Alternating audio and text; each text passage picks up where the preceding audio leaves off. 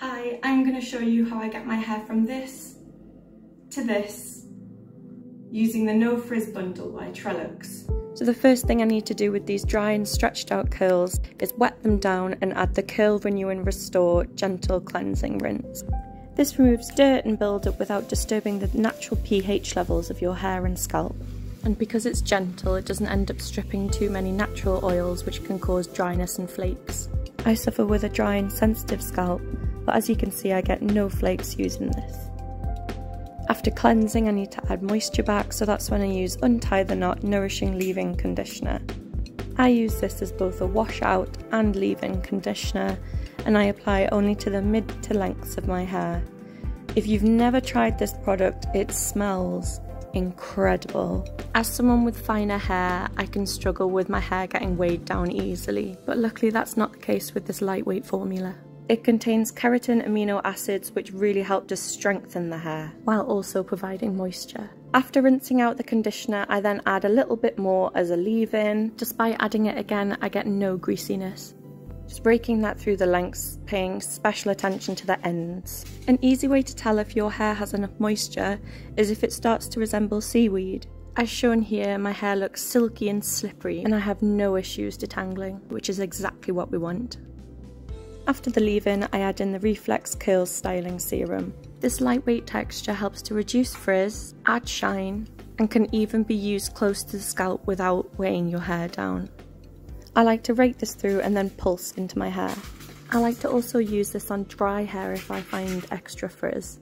When styling, it is so easy to miss the back section of your hair, so I always just take a little bit extra and pay more attention to the back. To hold everything that we've done in place, I use the High Definition Curl Enhancer Styling Gel. It has a jelly-like consistency and is a medium to hard hold styler dependent on how much you use. My preference is to use these stylers on soaking wet hair. I feel it really helps to lock in moisture. It may seem like I'm using a lot of product for the amount of hair I have. However, this gel is quite lightweight despite being medium to hard hold. It doesn't weigh my hair down or leave it feeling greasy. And when adding this to soaking wet hair, it dilutes the product. Once I've applied all of my products, that's when I like to brush through to ensure it's properly coated.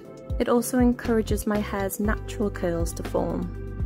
When I'm brushing through, I do break up some of the curl clumps, so the shaking motion helps to bring the clumps back together again. Working in these smaller sections really helps to ensure that all of the hair has been fully coated with the products we applied before, and any tangles have been removed. Once I've brushed through and shaken every section of my hair, I like to then scrunch in an upwards motion. This encourages my curls to form and pushes the products into my hair. Sectioning your hair like this means that the back section isn't missed. I also allow my hair to naturally form my parting. Once I've finished styling in sections, I then blot out excess moisture using a microfiber towel. At this point, if you feel like you've missed any sections, you can always go back in and add some more stylers. After removing the excess moisture, I then diffuse my hair. Once fully dry, your hair will form a cast that feels crunchy. To remove, just gently scrunch your hair. So here's my hair before, conditioned. After adding leave-in serum and gel. After removing excess moisture. And here are the dry results. I absolutely love using this combination. It's a fail-safe routine for me. My hair feels soft, shiny and bouncy. And here it is in different lighting. Where we started to where we are now. I can feel such a difference in my hair from really dry to shiny and silky.